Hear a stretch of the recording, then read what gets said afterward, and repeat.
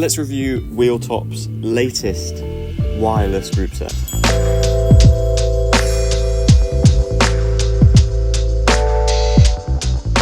So WheelTop were nice enough to send me their latest group set, EDS-TX disc, for me to review. So I've spent the last 2 months, 4,000k, 2,000k in an ultra race and 2,000k of racing and training. I've got a list of positives and negatives and a conclusion that I'm going to list through. I've tried to be unbiased as possible, but of course they did give me this group set, so there is an element of I haven't actually got any money in this, just for full transparency. For a bit of context about me, I'm not a bike mechanic, but I'm pretty comfortable in taking apart and putting back together and fixing all of my bikes. I did work in a bike shop for quite a while. I've also been lucky enough to use lots of different group sets in my few years riding bikes, mainly SRAM ETAP. So a good comparison to this is the SRAM ETAP. A little bit of Di2, but not the hydraulic Di2. But I have used it, just not for a long time. The bike that I've put it on is pretty much purely for racing and going fast.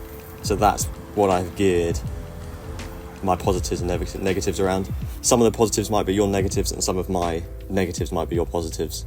The way I've got it set up at the moment, as a one by, that's just the bike set up. I have used the front mech a little bit and tested it. I haven't had any major problems, but the review won't be including the front mech, just because I haven't had a chance to use it completely. But from the little testing I have done, no problems. So let's get into it. A little bit about the group set. It is WheelTop EDS-TX disc brake. At the moment it's 633 British pounds. The price moves about a little bit, but it's around that £600-700. So it is the cheapest electronic group set that I know about, or at least the cheapest wireless group set, which matters a lot to me because I don't have a lot of money. In the box you get the shifters, rear mech, front mech, full hoses and fittings. You get the 2 brake calipers and obviously 2 sets of charging cables. So it misses out the chain set and then little bits like chain and cassette, because it is kind of customizable and it assumes that you've got your own stuff to pair with it, which as a racer and as somebody that has lots of spare bits, I appreciate. Group sets that kind of have a chain set in that you never really use because it's either the wrong length crank or it's the wrong size chainring. But let's start with the positives before we roll on to the negatives.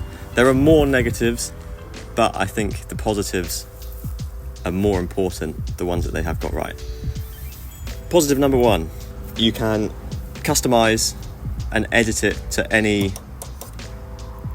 speed of bike. So I've got it set up as 12 speed, matching a SRAM chain and a SRAM cassette. But if you had 10, 11, 12, or even 13 speed, you can just go in the app and change it and it'll be compatible, which is something that's not available on any other group sets, which is a big plus. So if I wanted to, for some reason, put this onto a different 11 speed bike, I could change it over without issue. Positive number 3, and probably the biggest one for me, is the shifter shape. They've somehow got the form factor really, really small. The difference in where you hold the hood to the bottom and the top of the hood is quite small. So for me, when I'm racing, I can get over the top of the hoods and have my arms kind of straight out and aerodynamic, which is something that I can't do on the Di2 hydraulic levers, and definitely not on the SRAM levers. The SRAM levers are ginormous and I hate them. It's my biggest gripe with the SRAM hydraulic group sets, is the size of the massive levers. Whereas these, I can have them set up pretty flat and still get my hands over them. It gives me a lot of positions that I can grip on them. They feel really nice in the hand. Yeah, nothing bad I can say about the shape of the shifters. Really, really like them. And I'm a big fan of good contact points in a bike, so that's a big win. The shifter hood rubber is really, really stiff. It's a really hard rubber. It's kind of more plastic than it is rubber. I've seen some people online say that's a bad thing, and that's one of their negatives, but I really like it. I've had problems with SRAM and Shimano rubbers just kind of getting loose and falling off after months to about a year, whereas it's just not going to happen on these. They haven't deformed at all, despite taking it on and off again a few times to change bars and bleed it a little bit. So as I've got it set up one by at the moment, as it is standard, the left button, or the button that's on the left shifter, Doesn't do anything obviously because it normally does the front mech, but you can fully customize the buttons. So I've got it set up on the right hand side where it's got 2 buttons. I've got up and down as normal, and on the left hand side I've just got it as down, like you would on a SRAM as stock. So really easy to use. If I'm getting something in my pocket with my left hand, I can still go up and down my right, and like if I'm getting something out of my right pocket, I can go down the cassette with the left one. So there's just more options, using all the buttons, lots of customizability, which is only good. Another massive positive, the brakes are incredible. They are huge calipers. They're probably a little bit heavy. I haven't weighed it. The weight is irrelevant on this bike, to be honest. As a whole, as a group set, I don't really care how much it weighs. I'm not a weight weenie. I like aerodynamic and good quality. But these brakes are just incredible. The calipers, huge, massive braking power. The shifters, or the brake levers, sorry, feel really solid. Everyone that I've had kind of fiddle with them have commented on how good they feel, and that translates to going downhill really comfortably. On the ultra race that I did, the 2,000 kilometers of an ultra race that I did plenty of like hour-long descents from 2,100 meters, and felt really comfortable. Even on the bike, when this was set up with a bunch of bags on it, probably weighing about 20-25 kilos, really comfortable, really responsive. Kind of feels like a really good rim brake, where it's that just really solid in the lever. There's no sponginess at all. Uses mineral oil as well, not SRAM's DOT fluid, so it's not going to burn a hole through your hands if you get it on your hands. And it's really easy to find. Another positive, I think it looks pretty good, especially with the carbon on the rear mech. Some of the bits are made out of carbon, and the levers just looks pretty good. I'm not going to pretend that looking good on a bike is not something that I think about. The installation is very easy. Obviously, as wireless, I'm a massive fan of wireless. Just slap it on, tune it up, and you just have to connect the hoses in. I didn't even need to bleed it on the first time that I set it up. All of the quality assurance, like all of the bolt sizes and all of the fittings were done properly. Pretty easy to swap around as well. If I need to change bars or pack it into a box, I can just take it all off and don't have to worry about it. It's kind of a modular group set where it doesn't come with everything you need. It just needs kind of like an upgrade kit on a bike that you've already got, which I think is really good.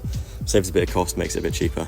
Yeah, another massive positive is that it's really cheap. It's a few £100s cheaper than 105 Di2 and quite a bit cheaper than SRAM's rival ETAP. Another massive positive is that it just works. I haven't had any problems with it, just kind of randomly disconnecting or not shifting where I've properly pressed the button. When I'm racing, I just don't think about it. It doesn't feel like when you're in the heat of the moment and you're changing gear pretty quickly, I'm not like, oh damn, I can tell I'm using a WheelTop group set. It feels like SRAM in Di2, it just changes. Super happy with that. Now, those are the positives. As I said, those are huge positives. The contact points of the levers is massive. The price is huge. The fact that I can customize everything is really good and really important to me. But that might not be as important to you. So we'll move on to the list of negatives that I've got. So it is tricky to get the indexing perfect, and you'll think you've got it perfect, and then you go out for a ride, and 2 hours into the ride it will start skipping on one gear, and you have to kind of work out which gear it is, and it's a bit of a game of trying to work out.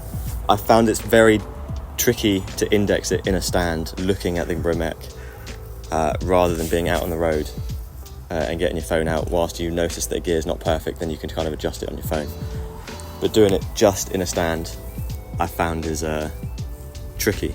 The charging port is on, so that unlike the SRAM, you can't remove the battery off the rear mech, so you have to plug in a cable to the rear mech, and it's got a little rubber covering on the back of it, on the back side, and that feels very insecure. I've never really been able to get it properly covering the charge port. It is only a magnetic one, so it's not massively important if it gets wet, but obviously I'd prefer it not to be dangling about in the wind, so that is not too good, but not the end of the world. Like I said, you can't remove the battery. I assume that's some sort of patent thing with SRAM ETAP, that they own the patent to that probably. So it just makes it a little bit trickier when you're charging it. It means you can't charge it whilst you're riding either. On some of the ultras that I've done where I've used ETAP, I've taken a battery out, just left it in a single speed and then charged it in a bag for half an hour and then put the battery back in. Whereas on this, I just have to stop and plug it in. I haven't seen anyone else have this problem, but with carbon handlebars specifically, and these levers, I found it really hard to get them tight enough so they don't slip. And obviously there's a limit on how tight you can do them on carbon bars, otherwise it will just crack the carbon. But even kind of sanding down the carbon to get the grip a little bit better, I've had you hit a pothole or hit a little hole or a speed bump or something and they just slip down a centimetre or two, which is really frustrating. So it's just something I have to be conscious of. And again, I haven't had that problem with SRAM or Shimano on carbon bars, so I don't know whether they just use a different type of metal in the clamp, but it's just something I have to be conscious of. The shifter buttons aren't perfect. The left hand side is okay, but the right hand side, there's a little bit of, you kind of press it in and it stops, and then you have to press it in further than that for it to click the button. I guess it's a balance between making it too hard and too easy. If they made it any easier, maybe you'd accidentally press it when you're just holding the bars, or if you kind of go over a bump, it would accidentally press. But for me, there's been a few times where I've thought I've pressed it, but I haven't actually clicked it, and then I have to go back and press it a little bit harder, which could be a little bit frustrating. So to do all of the adjustments on this, to change the settings, to pair it all up, you have to use the app. So the app runs okay, it runs really well, it's obviously been set up quite well, but the app's native language is not English, and the English translation is basically useless. It's full of spelling errors, random words, the tutorials don't make sense. There's kind of double pages where the same thing is written on both of them, which is quite disappointing. Surely it can't be that hard to hire a proper English, I don't know, Mandarin translator to make it eligible, especially if your product you want to get bigger in the Western market. You need to be able to have an app that everyone can read. So it took a lot of trial and error and Googling to see which pages does what. Once you actually work out what each page does, it's quite easy to use. Really good that you can adjust the gears easily. But the translation is basically useless. The battery life, I've put the battery life under negative, but it's not really a positive or a negative. It's kind of fine. It's not amazing. On the Ultra I did, the rear mech died after 1,000 kilometers, which wasn't as much as I was hoping. The actual charge time is really short. It took like kind of an hour to charge up, and then it went for another 1,000 kilometers. The battery life on the app, so you can't actually see as far as I know, I haven't been able to work out whether you can see the battery life on the mech. I think the turns red at some point when it's on the last 10% or so. But the battery life on the app just seems random. It shows 10% for ages, and then it will show 50% and then 100. So it's quite hard to get an exact reading of how much the battery's been depleted. So you just have to charge it in and be safe. But again, it's not really the end of the world. Just kind of charge it every 500, 600 kilometers. I've had a few problems when shifting under load, which I shouldn't be doing anyway, but it's something I've been able to get away with on Shimano and SRAM fine.